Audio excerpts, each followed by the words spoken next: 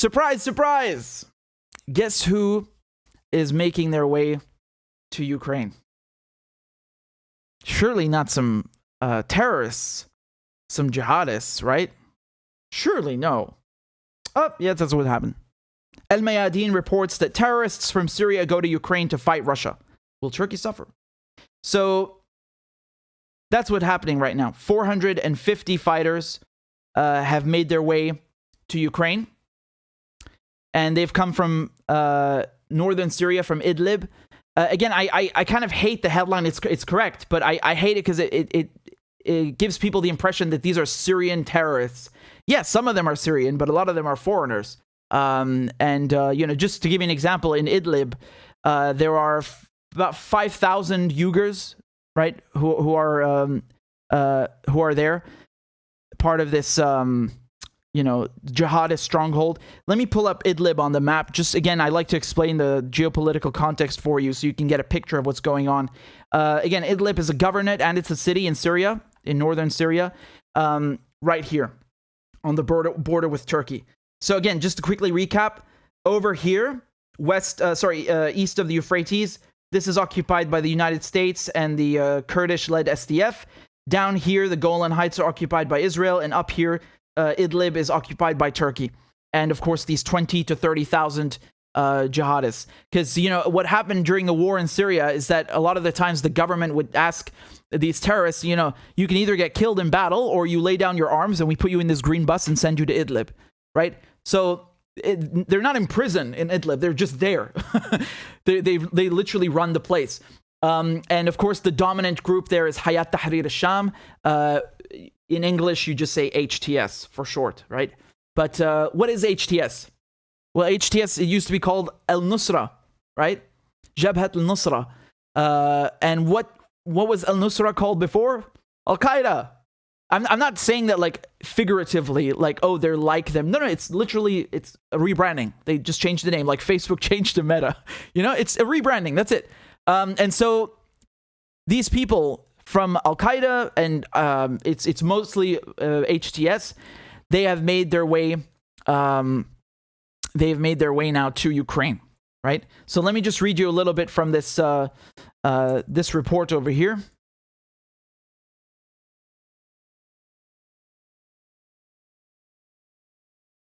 So Ukraine's President Zelensky on February 27th urged foreign fighters to head to Ukrainian embassies worldwide in order to sign up to volunteer to fight Russia in Ukraine. Now Zelensky says that 16,000 foreign volunteers have arrived in Ukraine to assist in their fight against Russia. Right, so that's true, and I showed you the tweet the other day. The Ukrainian Defense Ministry was saying that, everyone just come to Ukraine. We need all the manpower we can get. They even waived the visa requirement. You can just literally walk in. You walk in the country, pick up a gun, and kill Russians. That's the idea. That's what they want.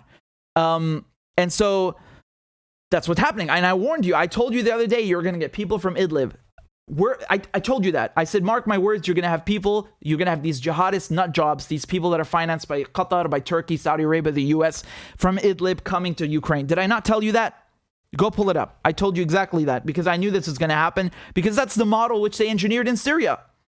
That's the model which they engineered in Syria. The difference is that Syria never accepted this bullshit. The Syrian government never said, oh, there are no more visa requirements, just come into the country. No, these people invaded Syria, backed by Israel, Turkey, the US, and so on, and Saudi Arabia and Qatar, right? That's the difference, that Syria was attacked. And a lot of these people are foreigners. You have people from Algeria, Tunisia. I mean, you name it. You're going to find at least one person from all of these countries, right? They're from all over the place. Here, look at this picture. Again, I'll read you this is another one from El Mayadeen. Almost 450 extremists from various nationalities arrived to Idlib, right? So, Arab and foreign nationals. Again, so it's not just Syrians. It could be Chechens. Who knows? Who knows? That's the thing. That's why you get 50 flavors of jihad, right? Who knows?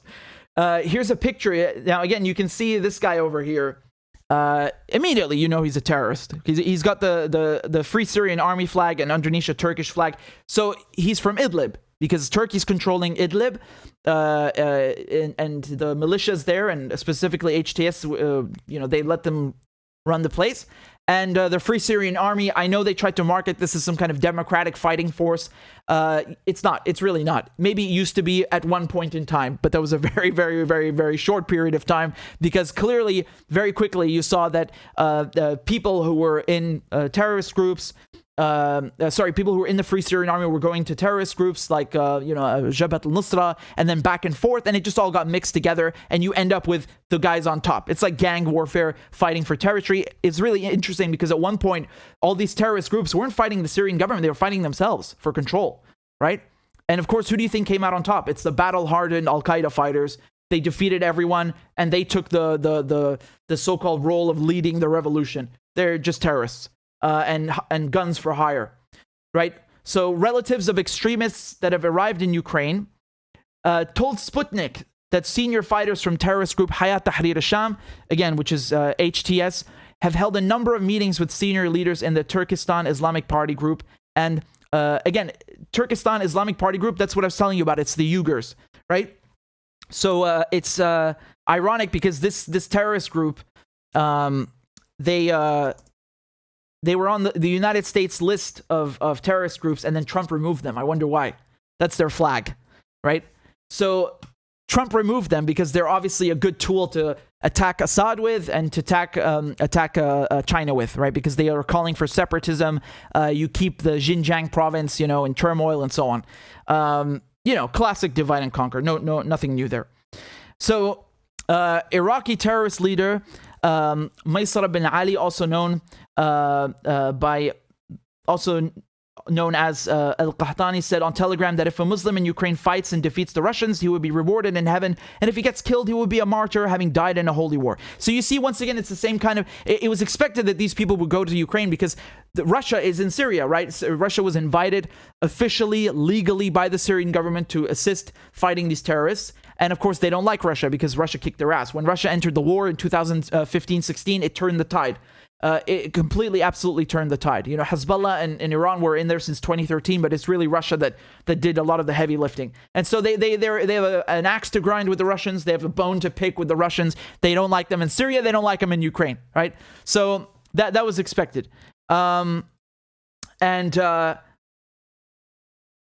As I was just telling you, the most powerful terrorist group force in Idlib is Hayat Tahrir al-Sham, which is made up of Syrian and foreign fighters and dominated by Al-Qaeda affiliate known as Jabhat al-Nusra.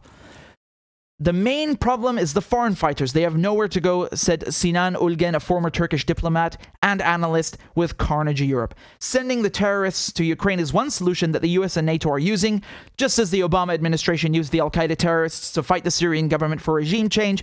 Those same terrorists can be utilized to fight the Russians in Ukraine and Idlib. Yeah, so this is an auxiliary fighting force, a mercenary force that is in the NATO toolkit. I don't know what kind of news they've been telling you. I don't care what they've been telling you. This is a fact, and it's not even new. Ever since the Cold War, the United States and its allies have been using terrorist groups like Al-Qaeda. They even helped create it in the first place.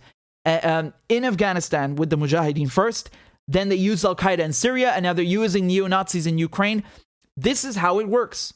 I don't care what they tell you. That's a fucking fact. It's even Hillary Clinton herself admits this crap, right? So, the UN envoy to Syria has said that there are around 10,000 HTS terrorists in Idlib. Other terrorists are fighting under the Free Syrian Army banner.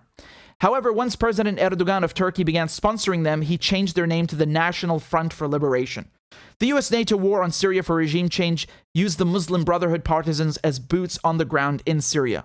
Right? So it's a proxy force.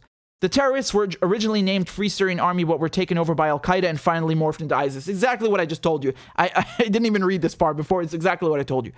Ankara considers the Kurdish militia in northeast Syria as terrorists, but supports the Al-Qaeda-linked terrorists in Idlib.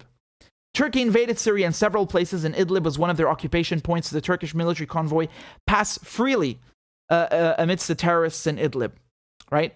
So that should give you an idea of the relationship that they're supporting and endorsing each other, and specifically the Turkish government backing them. Now, as I said, Turkey is in Idlib, and here they say Turkey has a dozen military posts in Idlib and said that it would isolate terrorists, but after almost 4 years, Turkey has not lived up to its agreement. Idlib has remained a tense status quo with no political settlement in sight or even discussed. So this is very interesting because the NATO is basically taking one of its tools out of the box and deploying it in Syria. And this is interesting also in terms of what Turkey is doing, because Turkey, they're also a NATO country. Never forget that. But of course, Erdogan has his own, regional ambitions and so on.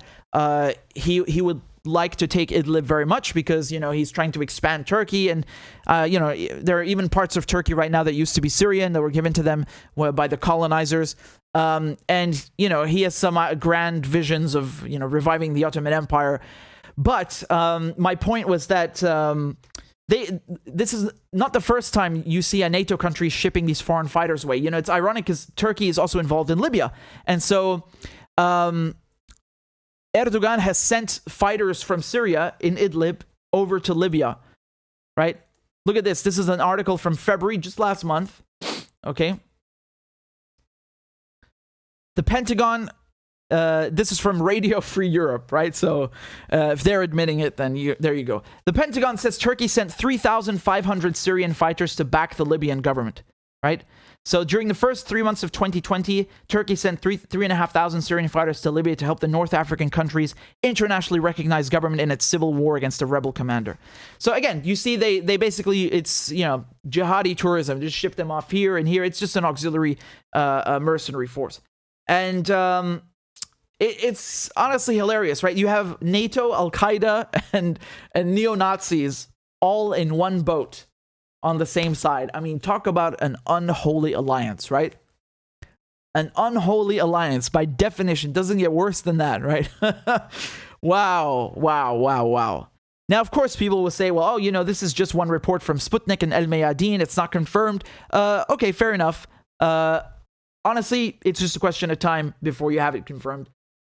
You need one iota of critical thinking and sense of contemporary events to know that this is true. El Mayadeen is a very reputable source. They would never report this if it wasn't true. And again, this was to be expected. They literally opened the borders in Ukraine to anyone. So why wouldn't you have fighters from northern Syria coming? You would have had them anyway, even if they hadn't waived visa requirements. Absolutely. And you know what's hilarious is because they claim Putin is doing this. Pure projection, right? You've been seeing articles like this one. This one, for example, is from The Guardian. Russia trying to recruit Syrians to fight in Ukraine, says Pentagon. I guess The Guardian got a fact sheet, right? The Pentagon says so. It must be true, right? John Kirby said so. It must be true. And if you question it, that's malarkey. So, they're saying Putin is doing that. Why on earth would Russia recruit Syrian fighters? You think they've been telling us for months that they have 200,000 men. They've got the Chechens helping them as well now. Why are they going to go looking Syria? What does that even mean? It's projection. They know that they're going to get caught doing this themselves, NATO. So they try to put the blame on Russia, right? It's the same thing with, we're not the ones doing a false flag. They're the ones doing a false flag. Everything they claim the Russians are doing, it's usually projection, okay? Again, it doesn't mean the Russians are innocent, but a lot of the times, if it's the U.S. doing the attacking, it's a lot of times it's projection. And this is definitely, absolutely one of those cases. I cannot think of one good reason that this report is true in any sense, economically, geopolitically, strategically. It makes no sense whatsoever. On the other hand, it makes absolute and perfect sense. It's actually the modus operandi of the terrorists in Idlib to go to Libya, and then why not go to Ukraine? That's how they operate. That's who they are. That's what they're being used for. Do you understand? So we know who has a track record of arming Al-Qaeda, funding Al-Qaeda, using them in multiple theaters of war in Afghanistan, in Syria, in Libya. So why wouldn't they send them to Ukraine? Especially when they're again trying to fight the Russians, and it's the same people that are on the opposite side. It makes absolute perfect sense. No question at all. And the idea that Putin is recruiting Syrians, man, Syria recruited, figuratively recruited the Russians, asked the Russians for help. Syria doesn't have any manpower. Syria doesn't have any capacity. It's been destroyed by 10 years of war. Israel is bombing it every week. There's no money. There's sanctions. What the hell are you talking about? That's absolutely ridiculous.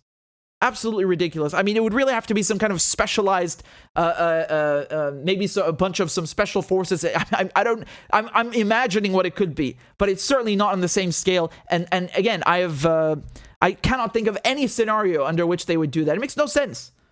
Absolutely no sense. Russia doesn't use foreign fighters. It's the U.S. who uses foreign fighters, Turkey who uses them, and they're the one of the belligerents in this conflict. So of course they're going to use them again. It's in their toolkit. That's how it goes. And the British actually right now, they've here, I'll show you this from Boris Johnson, the British Prime Minister. So you know that there are people, as you saw, there are about 16,000 foreign fighters that are now going to Ukraine. And among them are British troops, right? And Boris Johnson, the British Prime Minister, Boris Johnson, said that British troops who leave to fight in Ukraine will face a court-martial. Now, you might be thinking, well, that's weird. Didn't we see the other day the Foreign Secretary, Liz Truss, saying that she encourages Britons and people to go fight in Ukraine? Yes, she did. But there is an important distinction here. And I think it makes it even worse because she's basically encouraging civilians to go. Or it could be retired army. But in any case, here, why would you be court-martialed? Why is Boris Johnson threatening British troops with that when Liz Truss was encouraging Britons to go? Because these are uniformed troops. They're part of the conventional armed forces. I mean, just logically speaking, if you're in a country's army and then you go fight somewhere that you have not been ordered to fight, you're disobeying, your deployment and your orders, and no less, you're kind of switching uniforms in many ways, at least figuratively. Yeah, that's definitely you would definitely be faced with a court-martial. A court-martial is a military trial, for those of you who don't know, right? So that's what they've been saying, which, I mean, makes perfect sense. But make no mistake, the British definitely want you to go fight there and, die because, they want to antagonize Russia and so on. Yeah, they have no problem with that. Liz Truss was quite open about it. I showed you the clip. It's shameless, right? It's shameless. Boris Johnson said civilians should also avoid going there to fight. Yeah, but that's not what Liz Truss said, your foreign secretary. She's in your cabinet, isn't she? That's not what she said. She was saying everyone should go. She made no distinction whatsoever. So, do I need to play the clip again for you guys? Let me fetch it for you. Just give me a moment, because it really speaks volumes. It honestly speaks volumes. And I knew that they were supporting this implicitly, but it's kind of interesting to hear it explicitly. Straight from the horse's mouth, right?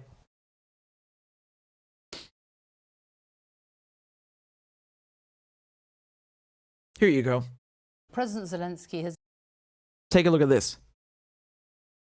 President Zelensky has asked for people from abroad to join an international force. Would you support that?